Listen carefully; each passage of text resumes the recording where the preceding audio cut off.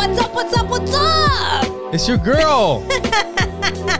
It's your girl, right? It is. Yeah. What's up, everybody? And welcome back to Opposites Attract Podcast. This is Sonja Ramirez, your girl, and I'm sitting next to Miguel Ramirez. What's up, everybody? How is your day? How is your week? How is your life? Going.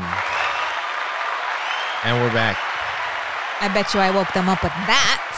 What's They'd up? be like, What's "What up? What's the up? heck It's been a while happened?" since I know. you did the what's up. It's been like 200 episodes. That was or like more. our first, introduction. What's up? What's up? What's up? Joey used to make fun of me, Yep. right? Yeah. You want to do the the places that you guys should go to and listen and and subscribe share, and share. and oppositesattractpodcast.com. What he said. Yep. You can see all the ways that you can follow the podcast there. You can follow us at Opposite Pod on everything, or just search Opposites Attract Podcast. And the best thing that you can do is share this with somebody else. Follow the New Clips channel on YouTube, Opposites Attract Podcast Clips, and share one of those clips with somebody else. Sharing is caring. Yep. Like, subscribe, comment, all of that. Yeah. So, Valentine's Day just passed. Yeah. Yeah. Happy Valentine's Day, babe. You too, babe. Dude, you got your birthday and then Valentine's Day back to back. Yes. And for both weeks, Miguel was gone. Actually, you made it I made it back for your back birthday. for my birthday. And we But it was had our like birthday dinner. later. And, Yeah.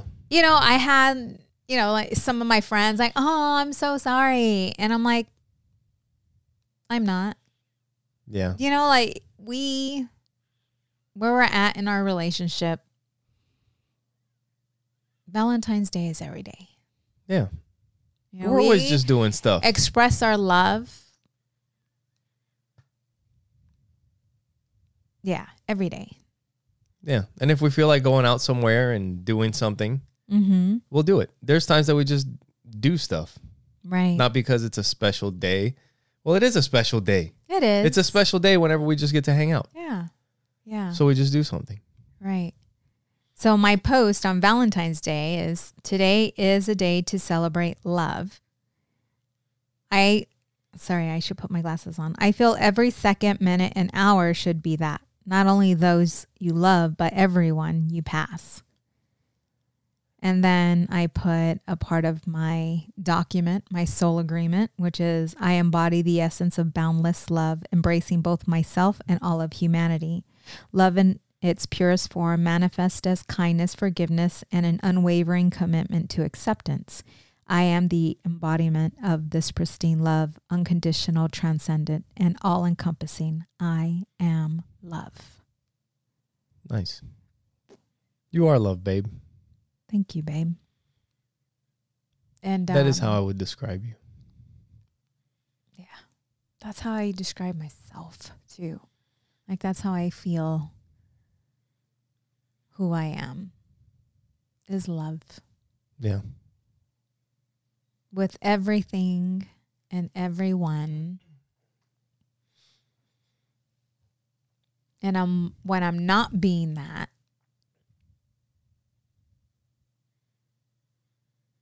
it's because like there's just something going on within. But checking in and then getting back aligned with who I am. Like that document. Right. Yeah. Yes. That's cool. Yeah. And so Valentine's Day I spent with the kids. What'd you guys do? We just hung out, and then we went to my mom's house, and my mom, well, that was my birthday. So I just flew back in last night. I got the two confused. Wait a minute, hold up. Yeah. So before you left, yeah, we had a blast.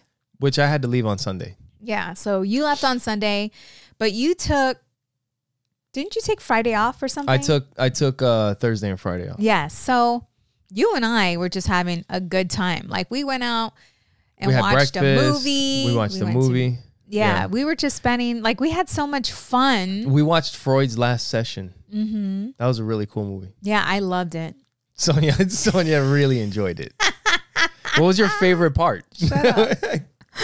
When he was on the couch. Yeah. Oh, man. When you were on the couch, when you laid your head down on the couch and passed out. I was so tired. We just you had were so pho. comfortable. Yeah. And so, it was raining. Comfort food. It was raining. My tummy was full of warmth and joy and happiness. And then I'm like, let's go watch a movie. And it wasn't a comedy, right? Yeah. And so it's about a therapist. Yes. Which I was really excited to see. It was a good movie. But I already knew. I'm surprised I stayed up. Yeah. I already knew because I was already feeling tired. I told you I was feeling fatigued. Like I already felt, my body changing, preparing for that month. Yeah. The month. And so I was just like, ooh. And so right when we got there early to the theater. And I'm like, I'm really tired. I'm like, why don't we go get some Starbucks? Yeah. And so we went to Starbucks and I even got an extra shot. Yep. And it didn't do anything. No, because and then the theater was empty. So you put the armrest up. Oh, yeah. You got sideways. Yep. Like I lay down and it was over. I watched it for a bit. You did? I think I missed what? Maybe like the last hour. Yeah. So, and I didn't know, but Miguel was checking in on me. Yeah. I was putting hands in her face. When she was while she was asleep, like between her and the screen. So I'd sit there and mess with her, see if she would notice. And you caught me once at the very end of the movie. I'm like, what are you doing? Yeah. Like I've been awake the entire time. You're like, what? I'm trying to watch the movie. Oh, that was funny. Yeah, but I really enjoyed the time that we had before the kids were at school and it was just us and we just had so much fun. And I was okay with you, being gone. Yeah. And then this weekend, we're going to have fun too. Yes. We're recording on Saturday. So yeah, it's been rough, the last few weeks because it's been traveling nonstop for work. And usually it's not like this. Usually it's I go for a week every once in a while, but now it's been back to back to back weeks. Yeah. I think on Thursday got really difficult. Well, not really difficult, but I was really missing you on Thursday. Yeah. And actually on Wednesday, I was thinking Wednesday was Thursday and I was all excited. And then our nephew was like, today's Wednesday. I'm like, oh, it is Wednesday. Yeah. But it's great because I get to miss you and spend that time with the kids and Joey's my cuddle buddy. Yeah. When you're gone, it's you got to make the best of it. It is what it is. Yeah. And this is, I was having a talk with, I was talking to you about somebody that we know that's kind of a little bit down about where they're at. Right. Mm-hmm. And maybe with work or whatever. And it was work sucks because you're just always working. The money's good. But there was also a time when they first got that job. Yes. And they were excited about that opportunity. Yes. And, I've had that thought a lot throughout the years in my career. Mm-hmm. Just having different thoughts about what we do. Mm-hmm. But always at the end of the day, it does provide for our family. Yes. People forget. When you think of the day when you're applying for the job and how excited you were because it was a new position or a new job, whatever. And then you get the job and you're excited until you're not. Yeah. Right? And then you start looking at all the negative things versus looking at the positive things. You're paying your bills. You have a job. You know what? And there's also another thing that has to do with that because when you first start, you have this positive attitude, mm-hmm. right? But then once you've been there for a little bit, there's certain circles of people. Mm-hmm. And maybe one circle is always complaining about stuff mm-hmm. and about how shit at work is this way mm-hmm. and how they will do this to you. And some of those things may be true. They may do these things to you. They may take advantage of you if you let them. But there's also a lot of good things that people neglect to even think about. Right. And I look at that because when you first told me that you were going to be gone for like 2 weeks, well, that was going to be a break in between. There was I was, just like I was feeling not happy about you traveling so much because that was not the agreement. And I started to like get upset, and then I had to take myself back and recognize, well, you have every other Friday off. Right. If you need to, they will allow you to work from home. Like, you have a lot of flexibility with your job. Yeah. The pay is better.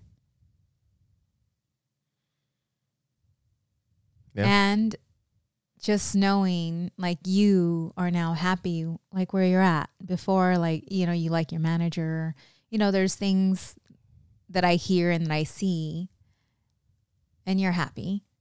Yeah.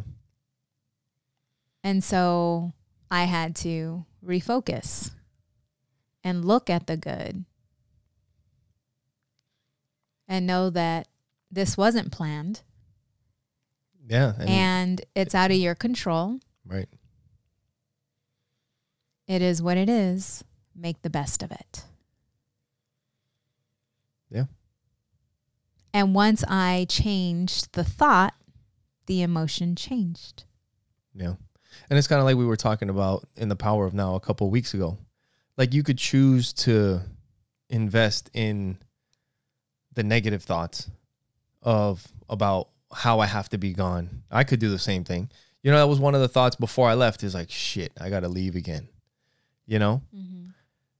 I could continue to just think about leaving you guys and, whatever. Or I could try to think about the positive, like, hey, things are going really well. It seems like, because if things didn't go well, I would have to come back again. There would be more travel, but things went well. Like, that is a good thing. Yeah. And when I'm done with this, I don't have to travel for a while, Yeah. And there are people that I go see when I go to jiu-jitsu out there. And, I got to meet some new people for work. And, like there are, and like I said, at the end of the day, we get to make money. Right. I wanted to, this isn't something I was going to share. Anything else about that? No. Yeah. Just remember, be grateful for where you are. And when you're not grateful, go back and recognize the things that you were happy for and grateful for at the beginning. And that could be even in relationships. And I guess this just turns right into what I was going to share, but we all have expectations of who we want to be with. Yeah. Right? At the beginning, I had a checklist. When I was single, like, I had this checklist of the qualities that I expected a man to have. And if he didn't have these qualities, he wasn't getting a chance. I might play with him, but that's about it. Yeah, you're not taking him seriously. No. And I felt called to write this post and put it on Facebook. And I'll read it because it will help us get into our next subject that we're going to talk about. Okay. I am in control of this episode today. Let's do it. So there is so much to share about our love. What I can tell you is that our love came with many challenges and obstacles. At the beginning of our relationship, we were just trying to survive. We were hit with many hurdles from the beginning. Our first year, we experienced 2 tragic deaths, one being my sister and the other being Miguel's Nana. Having a miscarriage our first year, I was broken and so confused. Fighting to see Miguel's daughter, this court case was a nightmare. Thousands of dollars spent and many shedded tears. This was the first time I recognized how broken our justice system is. And I was a paralegal for 8 years. There there was so much we were going through. In 2009, while we are still going through our court battle with Miguel's ex, we get my niece and nephews and are in a court battle fighting CPS Arizona and California so that they can remain in our care because their dad was on drugs. This was your sister's kids that were in California. Your sister that passed away. Yeah. This is just some of what we went through as newlyweds. The relationship you see now is the result of us sticking together and overcoming many obstacles, learning and growing as individuals and as a couple, learning to communicate, listen, and apologize when we were wrong, always coming from love and respect, and when we messed up, learning to humble ourselves and coming clean. Our love is the purest of love. We do have disagreements, but from time to time, but they are so far in between. I know it's hard to believe that true love exists, but I'm telling you it does because I'm living my own fairy tale and we created it. The funny thing is it started with me falling in love with me and surrendering to the healing that needed to take place. What I can tell you is that love at first sight is a fairy tale. Maybe it exists, and I have yet to find someone that can share that story with me, but I do prefer my love story because it builds depth and character. So I had wrote this, and the day after, I was having a conversation with a friend of mine who is single and looking for a partner. And I have a girlfriend who's single, and his name just like popped up in my mind immediately, So that's when I decided to call him. And he was like, yeah, how funny. I was just praying to God and letting God know that I was ready. And then you call me. And he's like, I'm very particular. And so he's like, I have a document I can share with you. Yeah. And in this document, it states the woman that I'm looking for. And I said, awesome. Send it to me. I'll take a look at it. Yeah. And when I'm reading this document, she must be spiritually connected, just all these beautiful things. I'm thinking to myself, this is what Miguel and I have right now. Like the relationship that he's describing is what we have right now. But to have expected that from the beginning?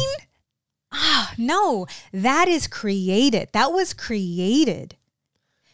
And I was sharing this with him. I just felt called to, because I too had a checklist. Yeah. And I was sharing this with him because he was on our podcast. He knows us both.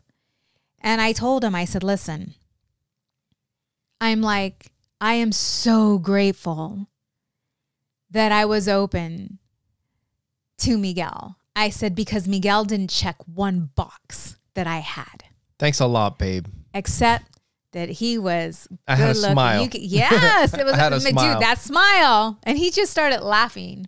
I'm like, but I was looking at him like, oh, what a cute boy toy. That's what I was thinking, And I'm like, I can't imagine if I would have closed that door, because I would have lost out on my soulmate. I would have lost out on the love of my life. And he just kind of he's like, thank you for sharing this. Yeah, I think that is true. And it's not like he's going to meet somebody depending on the circle that he's in, most likely.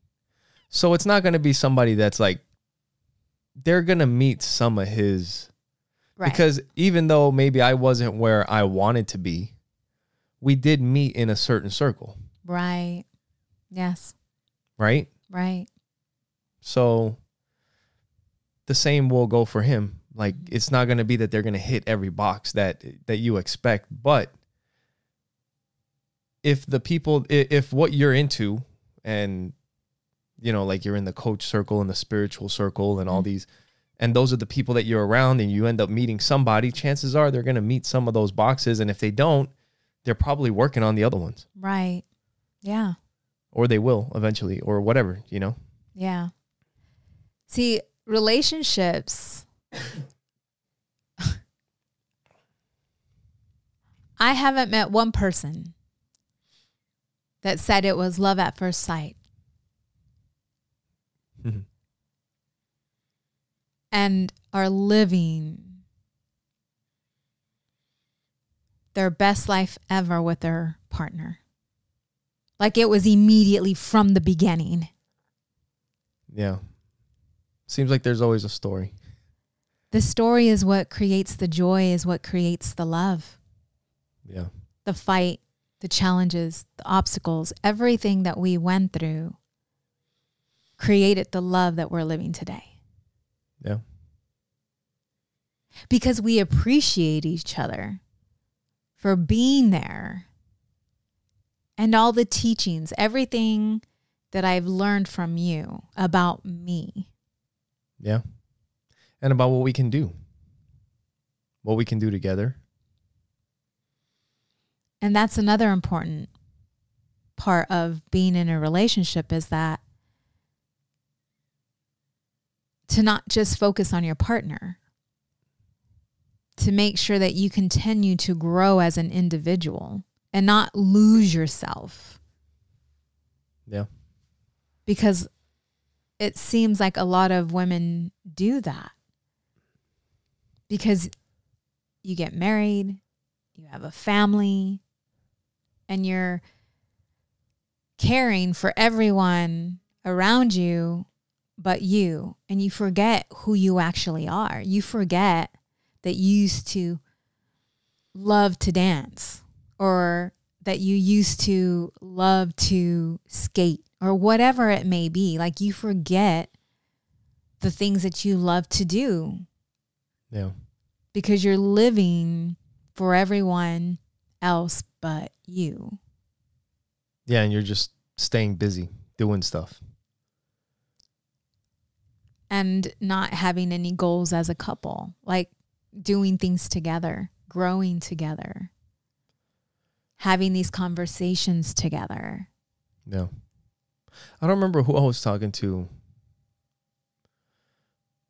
I think a big part of that is like understanding what's important, right? I mean, you are doing it for these people. Yes. You know, which is fulfilling in a way. But you also need to be able to be yourself. You need time for yourself, you know? And sometimes people, like, their identity, like that becomes their part of their identity. You know what I mean? So they're always doing stuff for their family. Some people do that with work. Like work becomes their identity, and anything that work needs, any overtime that work needs, it's like, sorry, I can't go to your recital thing because work needs me. Work needs me. They got like, but I've seen it where work will find somebody else, you know? And I was talking to somebody on this last trip. I can't remember who it was. There was so many people there, but it came up. They were like, you know, it's cool that you, like, whenever you're not working, or like you stop working so that you can be with your family. I'm like, yeah, after a while you kind of realize, like, I leave this stuff here. Yeah. And when I'm not here, I want to be with my family, you know? And even when, like when you realized we were out and about and it just like popped up and you're like, oh, I'm leaving on Sunday. Yeah. And I'm like, babe, stay with me. Yep. Stay with me. Yeah. Just, I help you to stay in the moment. Yeah. Yeah. And even still, like, it's still a thought that comes up, but it doesn't bother me really. It's just like, shit, I got to leave. But immediately after that, it's like, let's just enjoy the time that we have. Exactly. You know? Yep. So you and I were, there are some things to celebrate. Yeah. Let's play that Kanye West song. That Kanye West song. With Jamie Foxx. Yeah. We're gonna start talking shit now. No, we're not talking shit. No. Oh man. So in the kidding. post I just read, I mentioned the challenge that we went through with your ex. And this is a tough conversation, and we probably don't have enough time to go over it all, but it's very important that we share this. Yeah. Because some of you, I'm sure, either are going through this, are going about to go through this, or maybe have already. And prior to me becoming a coach and an entrepreneur, I was a paralegal for 8 years and never worked in family law. So I got to see how broken our system is. You did stuff that was like more of a standard process for things, right? Yeah, I worked in probate. I worked in real estate law. Yeah. Yeah. Yeah. It's like this happens. Where with family law, it's like they're fighting. Right. All the time. It's crazy how fast I learned it, though. Yeah. Yeah, you did. Yeah. But when I met Miguel, we were together for, I don't know how long it was, but I remember walking into the office and you were sitting in front of the computer and I looked at you and you were crying. And I went behind you and I witnessed, like, you were looking at baby pictures of Michaela, my bonus daughter, your daughter. Yeah. And I really didn't know the entire situation yet. I think he kept this from me because he knew. Yeah. I don't know. Woo. But then I found out the story. And I don't know how to get into this without giving out all the details, but it was very difficult for me to, like, when we split, at that time, there was a lot of stuff going on. I had gotten in trouble in the military. I was getting kicked out of the Air Force for getting a DUI, which at that time, they were also cutting like tens of thousands of people, or like 15 or 20,000 people. So I got in trouble at a bad time.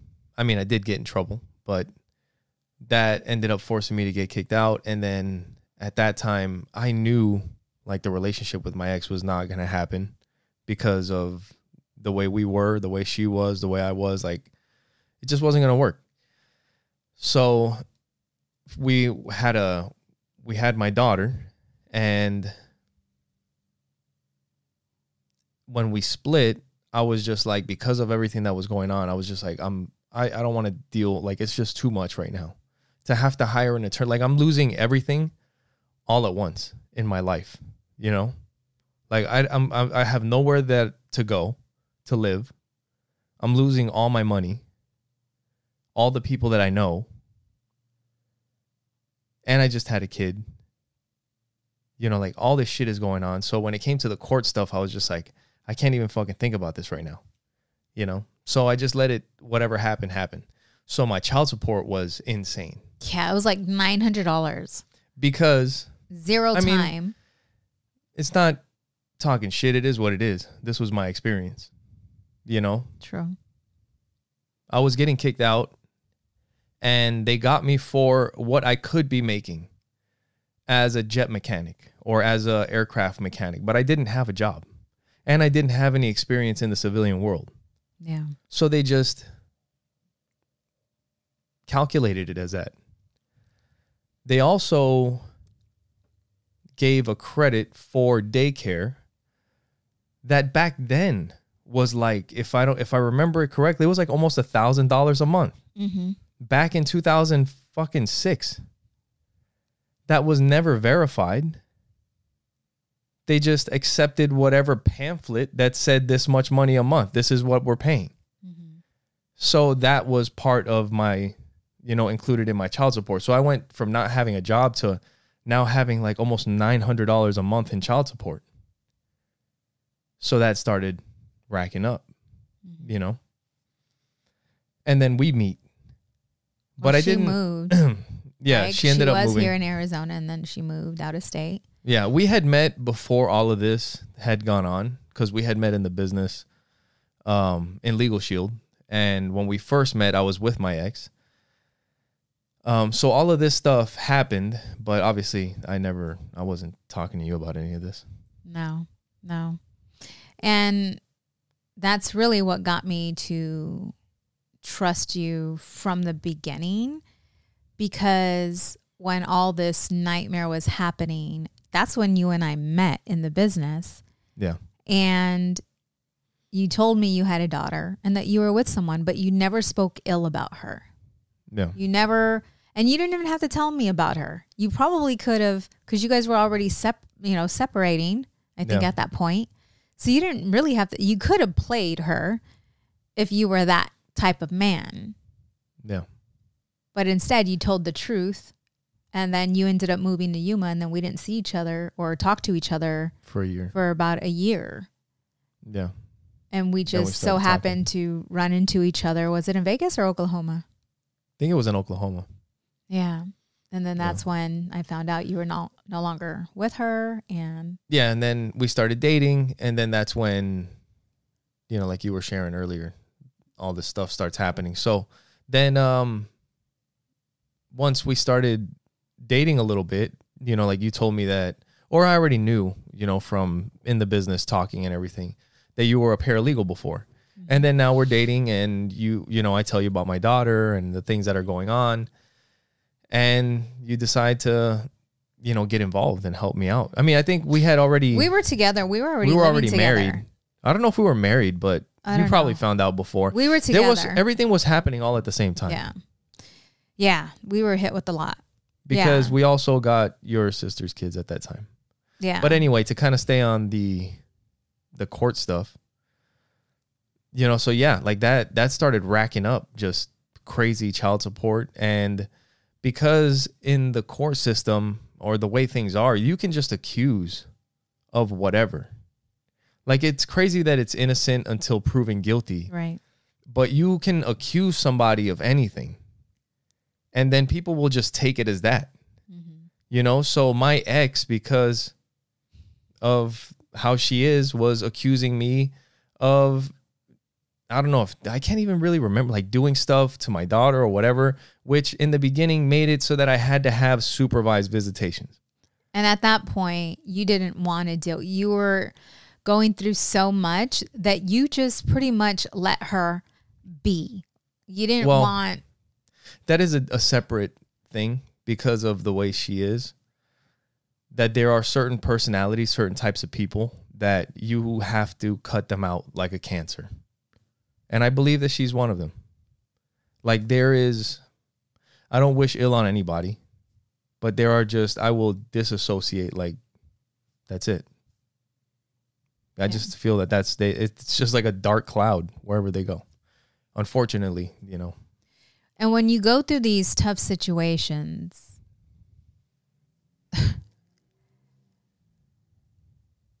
it's very, from just witnessing, like from me being on the outside and looking at both, because I didn't just take your side. Yeah. Right? When you were telling me about her, I'm like, yeah, buddy, okay. Like, what did you do? Right?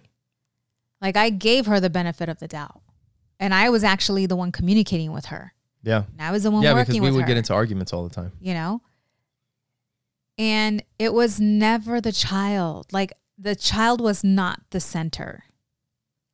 It was her way. Like, it was all about her, the mother, and what she wanted. And controlling the situation. Yes. And I think when you go into these situations, a lot of times that's what it is, because there's feelings involved. There's emotions involved from both parties. And the child is not the center of what is right for her.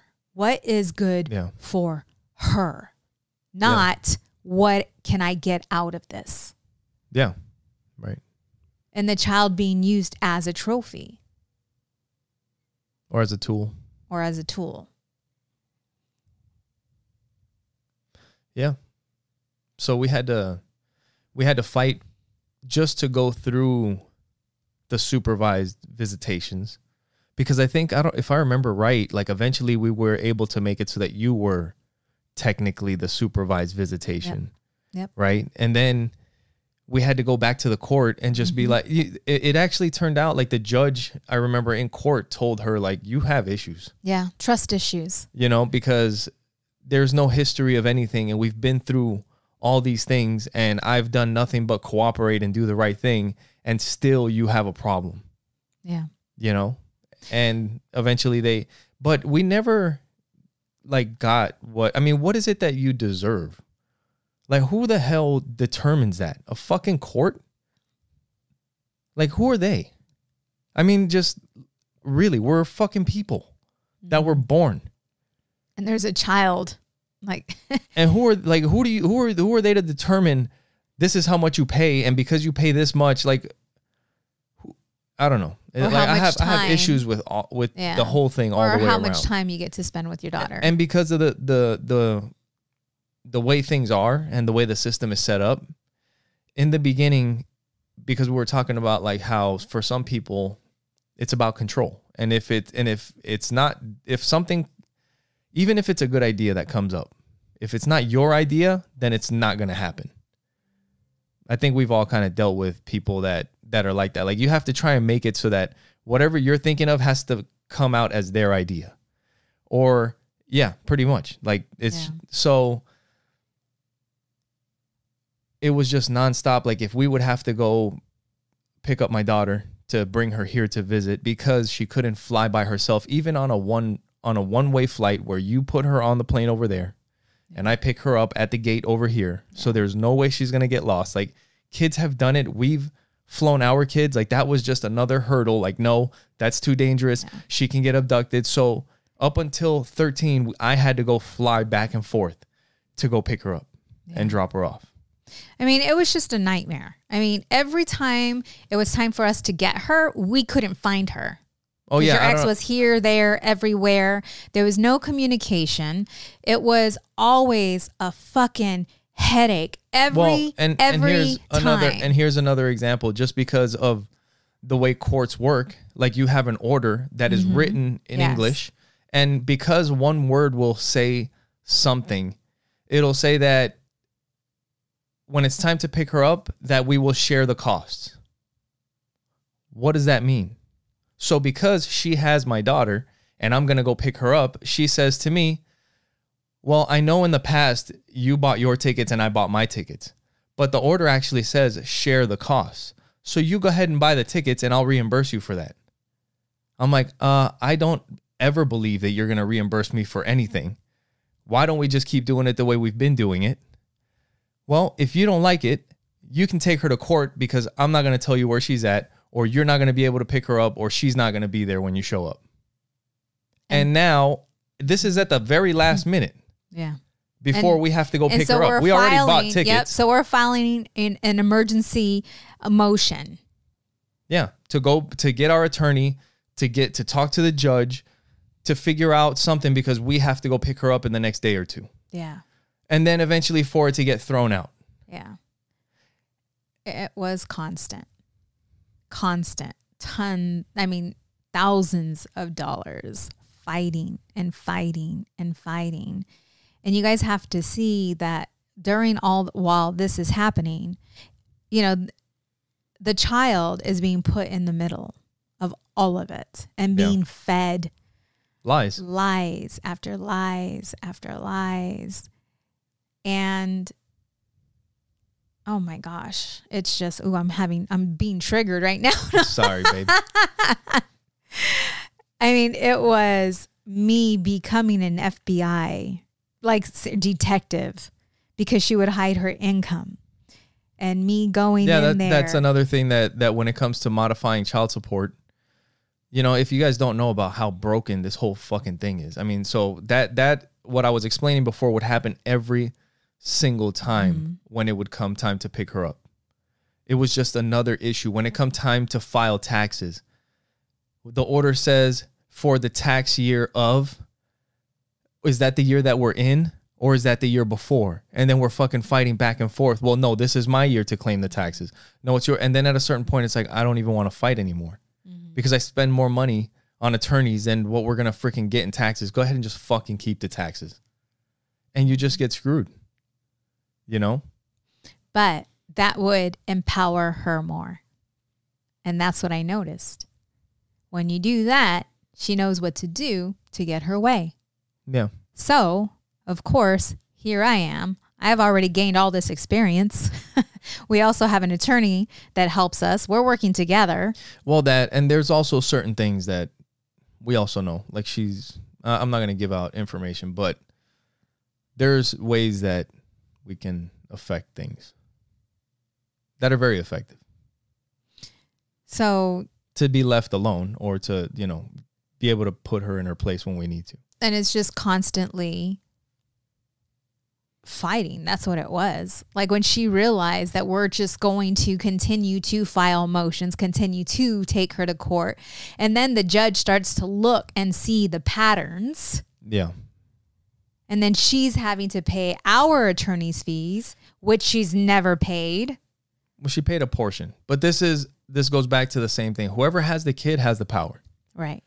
And because she's always had our daughter, she's always had the power. So there was a time, like I mentioned before, my child support was made up based off of made up numbers for daycare. And the court, we ended up proving that to the court. And they ended up reducing the amount of back pay that I had, like by thousands. It was insane. Mm-hmm. But for some reason, I can't remember why. I think it was because we were doing these emergency motions because of stuff that was going on, and I was ordered to pay her freaking attorney's fees. Right. Yeah. And I think that was like $3,000 or $5,000, whatever it was. And at that time, that's still a lot of money. Mm-hmm. And it was like, if you don't pay every penny of what you owe me, you're not going to get to see your daughter. Right. But when I was awarded attorney's fees because of these bullshit motions and the judge was like, look, enough with this bullshit already. Now you owe him attorney's fees. I got $200. Yeah. And that was it. I never heard a penny of the rest. So you're seeing and hearing this. Oh my goodness. Who do you think was hurting because of all of this the most? Yeah. Our daughter. And it was so challenging. For those of you that are co-parenting, for those of you that this is sounding familiar, like, oh my gosh, I've been through that. I understand. I know. I feel. Let me share something with you. Miguel and I, when she would come to visit, now she's getting older. Mom refers to her dad as Santa Claus. Get what you can. Get what you can. Yeah. She comes over. This is when she's a little older, right? She's starting to see the truth. She's about 14, 16, somewhere around there, right? Yeah. My dad has been married to the same woman. They have a beautiful relationship. Very loving parents. She comes into the home. I start taking her, she's here. I'm taking her to church with me. We have 2 other kids. Mm-hmm. And I remember she was speaking to one of my friends that's a church member. And after that, my friend came to me and said, she feels a bit uncomfortable around you all because she said that she sees the love and the affection and doesn't know how to be a part of that because she didn't grow up in that type of home. Yeah. She didn't grow up in an affectionate home, a supportive home.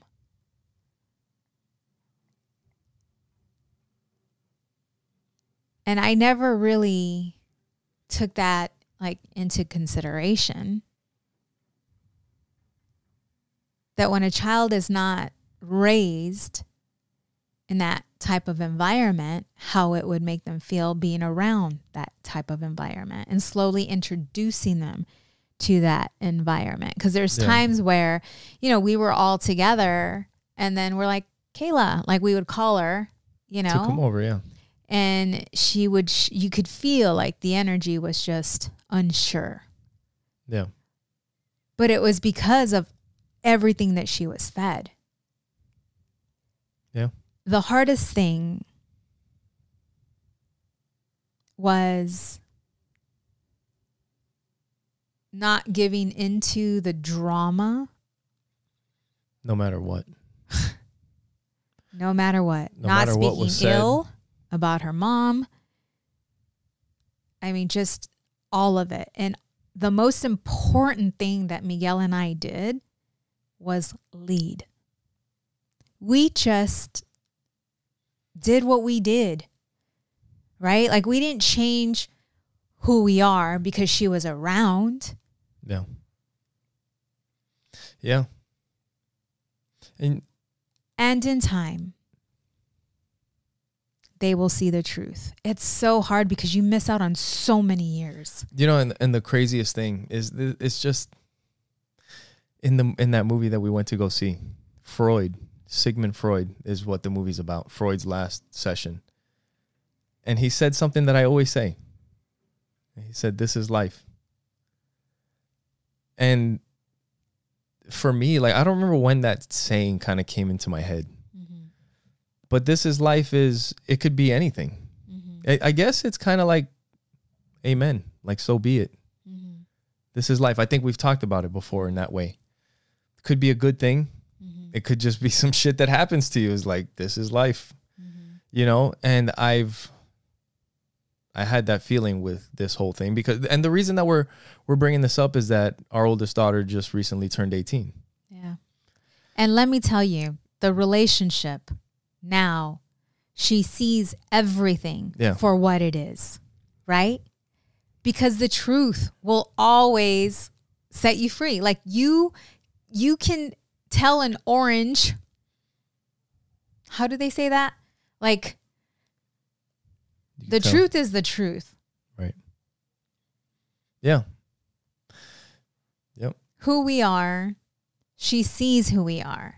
She's around when our friends, she was here and I was on a conference call on Zoom and we were having a conversation and the person was giving me, just talking about my character and the way people see me. Yeah.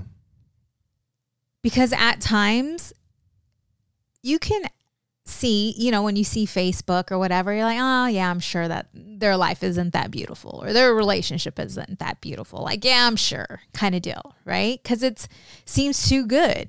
Yeah.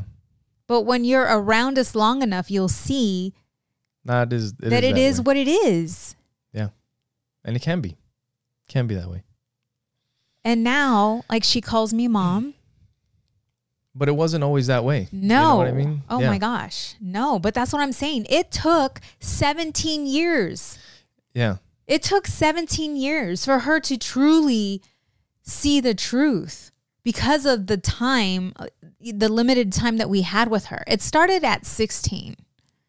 Yeah. But it took that long of us just to continue to love her where she's at, to be there, and to suck everything up that happened to us. Well, it wasn't always like, at least for me, I'm not going to say that I was always there because I did disconnect. Like, that's just part of having to deal with her mom and the whole situation. Like, I'm sorry. It is what it is.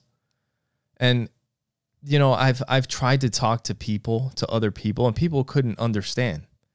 Like, there was no way that anybody else, unless you've been through the stuff that I've been through and that we've been through with this situation, that you could ever understand the thoughts that you have to process, the feelings that you have or don't have, and having to process why you don't have some of these feelings.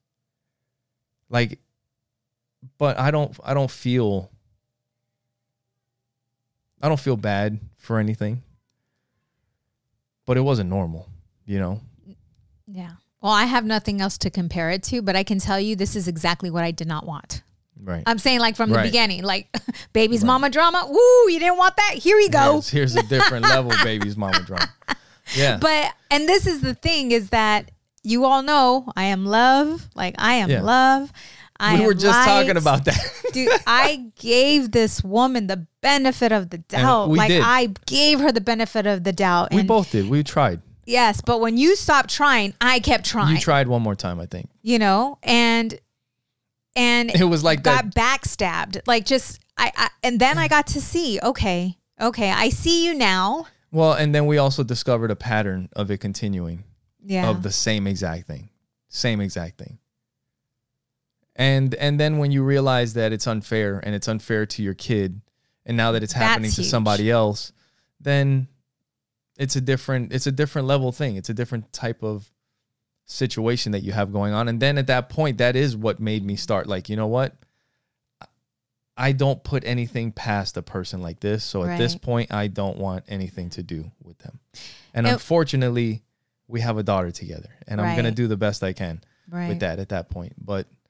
And once we started, so here we are going through this situation, and then she has other kids with someone else and is putting him through the exact same thing.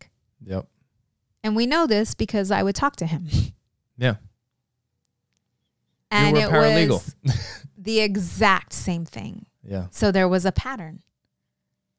And then the third one. And then you start to realize that it seems like she's figured out the system. Mm-hmm. She's figured out how it works and how you can accuse somebody of something and manipulate the court to think this, how you can do this and get this type of money from this system. And if you say these things, it can get you more money here. Mm-hmm. Like she figured out how it worked. It was a nightmare. I don't even know how to explain it. But this is one thing that, you know, when you're going through this stuff for years and you know that you're doing the right thing, right? Right. You're doing the best that you can. When she's coming over, you're doing everything not once. I mean, we started this whole thing at what, 3 years old? Yeah. 4 years. It was 3 years old. 2008. Yeah. It was 2008. So she was two or three. That's how long. Yeah. I've been 15 in her years. Life. That's how long we've been married. You know, we've been together a little bit longer than that. Yeah. So since 3 years old, you're doing the right thing. And every time that she would come to visit and go back, it was always a new situation of her now having nightmares. When now she can't sleep because what did you guys do when she was over there? What did she experience? What happened? We get into like a minor fender bender, and now she needs chiropractic help and this and that. Like it was every single time it was a hassle. And like we said, on top of that, we're fighting and paying thousands of dollars to get an attorney to get these meetings to happen, to get these visitations to happen. And then once they do, the visitations are a nightmare. And then after the visitations, we're accused of stuff, which makes it more of a nightmare. We've talked to fucking detectives about stuff because of this shit. Yeah. You know, so we've had to process. I'm like, what if I get accused of something? Mm-hmm. And then I have to leave, like something happens, like these things happen. This is a lot to fucking think about. Mm-hmm. So, like I said, we're fighting for the right to see her throughout this whole time. And you always kind of have this feeling that you hope the right thing, I guess, in the universe would happen. Mm-hmm. Because what's not supposed to happen is that you spend all this money on child support. The kid never really realizes what happens until they're about 18 years old, and you've paid all this money to their mom, who spent it on God knows what, manipulated the whole relationship. Like, it's not supposed to fucking work this way. And it is exactly how it worked. Yeah. And that's like when I had that moment where I'm like, this is life. At the end of the day, I could be fucking butthurt that she should have been with me. Like, I shouldn't have had to pay child support at all. And I would have I always said that I would have never kept you from your mom. Right. I would have never said bad shit about your mom to you Right. if you lived with me. Right. And it would have been the best for her. Oh my God. It would have been the best for her. But the way it ended up working out is that we just now get to know each other. Yeah. Right now. Yeah. Because of everything that's happened for the past 15 years. Yep. And she's seen and now she sees the truth. Now she's old enough to see the patterns because she's seen the same patterns happen with her little brother, and her little sister, or her little brothers and sister, and she sees it and she recognizes it. It's been coming up a lot lately on social media. I've been seeing people that just put a comment or they put up a post saying to give somebody or whoever like their best advice. And I've had different thoughts recently. But talking about what we're talking about right now and what we've been talking about on this podcast, if I was to give somebody advice, like one piece of advice, one of the most important in life would be to be careful how you talk about people. Like talking bad about people, talking good about people. Just being careful how you talk about people. In front of who? I mean, because like, I think you also, like you hear, like, it's not good to talk bad. And it's not like, I mean, I don't talk good about people all the time. You're my wife. Like, we talk about stuff. Mm-hmm. And it's not always positive about everybody, but shit, you're my wife. That's different. Aside from you, I don't talk about anybody in a negative way. And even when I talk to you about it, it's like, it doesn't make them rare, it doesn't make them a bad person. Yeah. It's just a character trait that they have that, and like I said, everybody has a story. Maybe they're not good at what they do, and that's what I'm talking about. And that kind of sucks, but it's just what it is. And some people, maybe they have a shitty personality, and there might be a story that goes behind that. But just talking about people is something that has helped. Not doing it. And it also helps talking good about people when you can. Yeah. I think my biggest advice would be in this situation is to stay focused on what's good for the child. Focus on the child. Put your feelings behind you. Put your emotions behind you, whether you were cheated on or whatever it is. It has nothing to do with the child. Focus on the child. Focus on loving that child and doing what is best for the child. Yeah, I can agree with that. But depending on the situation too, you have to protect yourself. Because there is only so much you can do, and there's only so much control you have over certain situations. Right. Like in our situation, we didn't have control. She didn't live here. The court has a lot of control, and she knows how to control the court. Right. There was some things that did work out in our favor that we were fortunate that, but who knows? Putting the child first, though, you won't talk ill about the other parent. That is true. Because that causes a conflict within the child. The child starts to see that person in a different lens. It doesn't give the child a chance to really get to know the parent because of what was being fed. So if you keep the child in mind. Yeah. I understand that. And I think a person that is aware like that, they would. Right. But you're not always dealing. Right. Both people are not always like that. Yeah. If both people are like that, dude, your kid's going to be okay even if you split up. Like there's going to be probably some issues no matter what. But they're going to be fine because both of the parents are thoughtful that way. Right. But when you have one parent that is trying to be thoughtful, that's what I'm saying. You can do everything that you can for the kid, but you also have to protect yourself. Yeah. Because there's a lot of variables. Yeah. When somebody starts figuring out how you can mess with people. Yeah.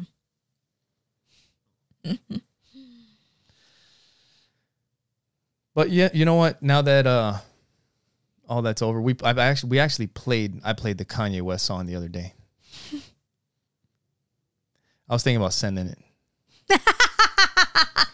with a fucking nasty message, but you've grown. But it's like, for but what? You've grown. For what? I don't even give a shit. Like, I don't want to message back.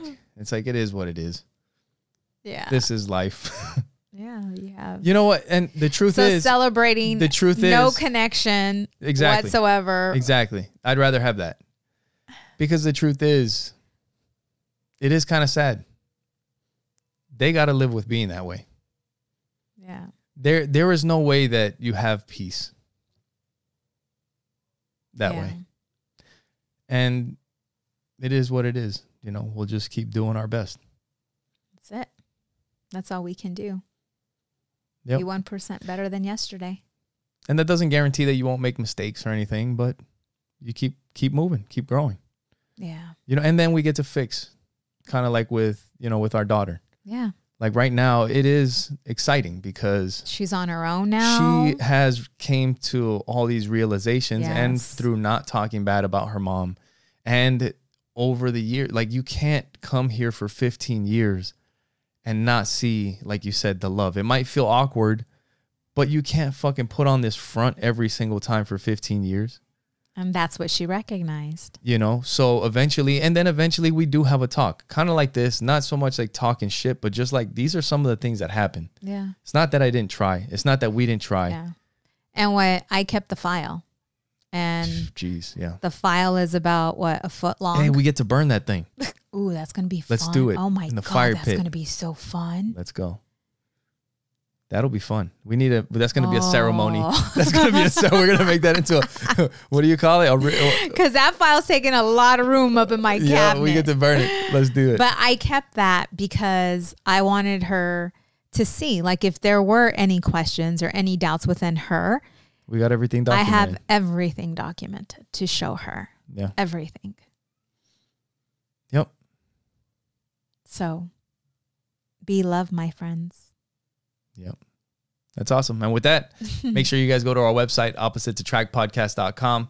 Like we said, the best thing you can do is share this with somebody else. If you know somebody that's had some of these issues or had to deal with these nightmares and think they could probably relate to some of the stuff that we were talking about, share this episode with them.